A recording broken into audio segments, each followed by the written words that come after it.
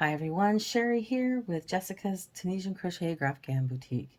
Today I'm going to show you how to do the duplicate stitch. The duplicate stitch is a way of embroidering a design into your work. I have a swatch here that I made up with a Tunisian knit stitch, a yarn needle, and a contrasting yarn. What we want to do is work from the bottom to the top. You insert your needle into the bottom of the stitch. So it's in between this stitch and this stitch here. What you want to do is skip this one and go to the stitch above that, pick up the two legs, and pull up your yarn. Then you want to go back into the original spot you came up from the back of the fabric with.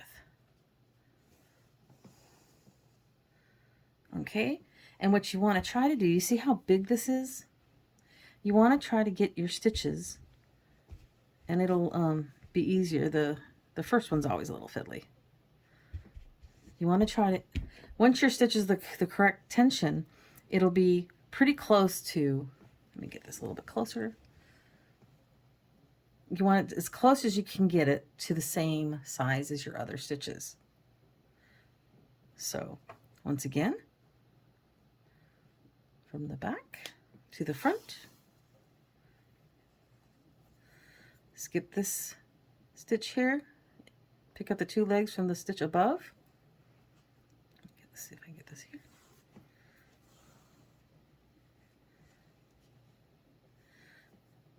And back down.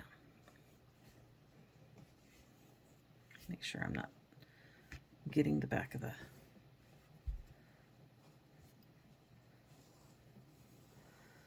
tail caught up in the stitch. Okay, and you can go you can go from right to left, left to right. It doesn't matter whether you go this direction or if you're coming this direction. The effect will be the same. Go across.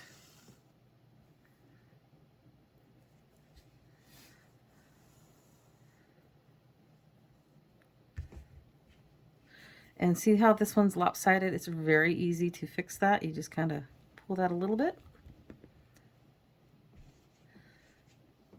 And there's 3 of your duplicate stitches.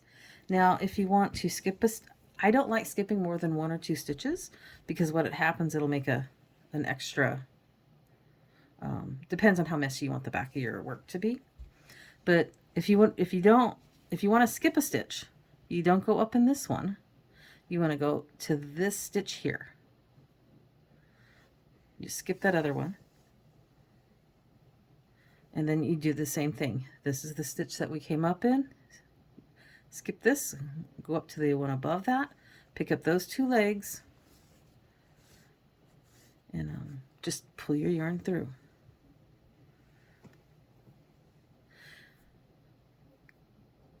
Okay.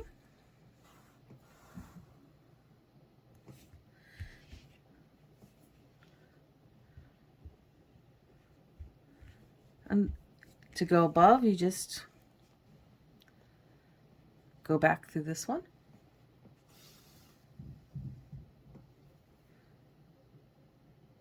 Pick up those 2 legs above that.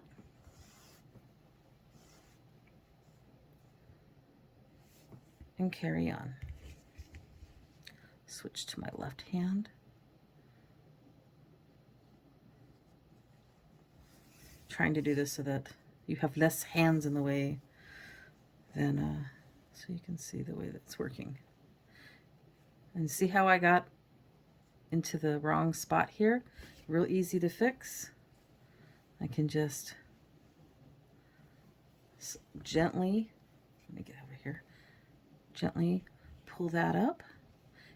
And I hold this part here so that otherwise this might get too tight. We try to keep the tension as best we can. Rethread that needle.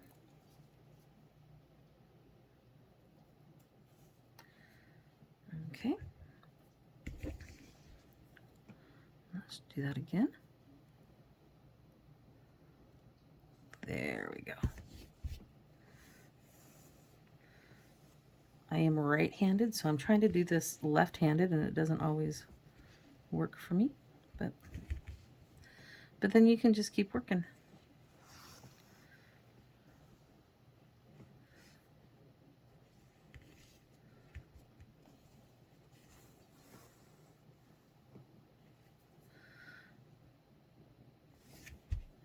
And I have a tendency to fiddle with them, but it's up to you. I'm just trying to get the stitches. It's like any other embroidery. You're just trying to get the tension correct.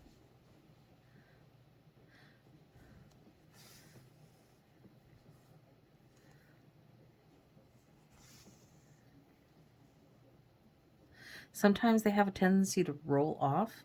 I just kind of pull them back on a little bit and then go through. Come on.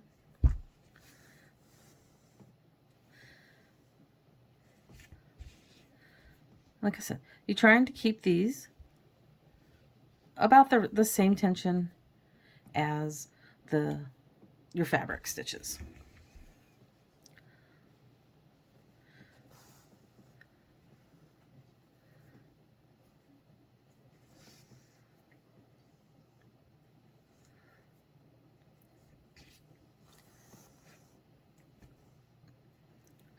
Now this is the most simple method. There's another method you can use, and I will show you if you want a cleaner back. I will show you how to do that as well. Why is that looking like that? There we go.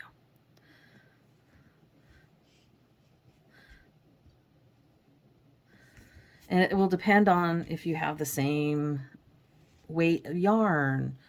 If your yarn the fabric or your project yarn that you're working with, your fabric part is thicker than the yarn that you want to use to embroider with and make the duplicate stitch, you can also just double it up. You'll just have to make sure that you're careful so it doesn't twist. So this is the easiest way to do the duplicate stitch. And I'll show you on the back. That's how it looks on the back. Now let me show you a different method that I use. I will come over above here. I'm not really making a pattern of anything right now. I'm just showing the technique. A lot of times when I'm working, I'll do the same way. I come up in this spot here, and then I pick up the two legs and the stitch above. So you're skipping this stitch, my pointer thing. You're skipping this stitch, and you're going into the upper stitch. And then, so instead of going all the way through and having to put your hand at the bottom, I'll kind of catch a little bit of this stitch here, and then I will just go this way like this and catch these two legs.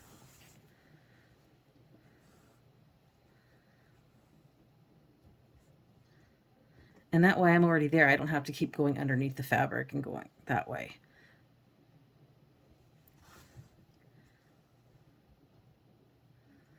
And like I said, I just catch a little bit of that one and go this way.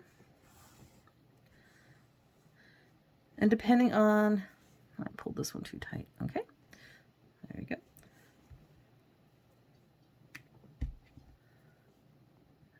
Sometimes they, like I said, sometimes they like to roll off these legs, but you just got to kind of work with it. Sometimes if I'm doing stuff, I'll just kind of put my hand like this and kind of guide it. Then once again, you don't have to grab a whole bunch of this. You can have one or two strands. And then you go to these. And that takes you back to the bottom of that one stitch you're going to be skipping. So we'll do that. See, that one looks like a Y. There we go.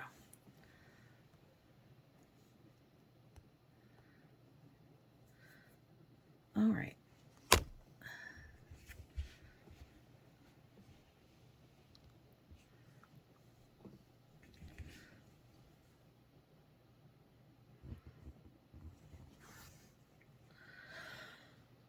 Okay, then, so if you're doing it this method, instead of going all the way through and then coming up here, what I would do is I would take the needle, insert it, and you see this little, you'll hook in between these, or not hook, but you'll grab that and go up.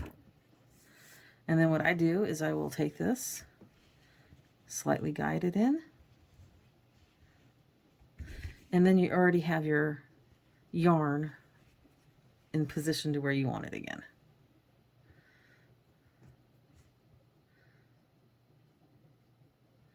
I'm just going to take it to this spot, and then I'll show you the difference. This one I kind of muffed up a little bit, but that's okay. The difference of what they look like in the back. So method 1 is here, method 2 is here. This is method 1, the way it looks like on the back. And method 2 is right here. So you don't have the extra mess on the back, or the extra like you would in intarsia or in embroidery and having all the threads in the back. But that's up to you. So, I mean, I call it a mess just because I don't like having all the, I don't like carrying yarn. I don't like having to weave in a whole bunch of ends. You will get a little bit when you weave in the ends, some of this, but it depends on how clean you want the back of your work. Here's one I made, an example of a paw print I made earlier, and it's made in the method I was showing earlier, and it's one of the first pieces I made with the Tunisian knit stitch. And when I wove in the ends, it got a little messy, but it's still fairly clean. Well, I hope this helps you. If you have any questions, go to the group. Thank you, and we'll see you there.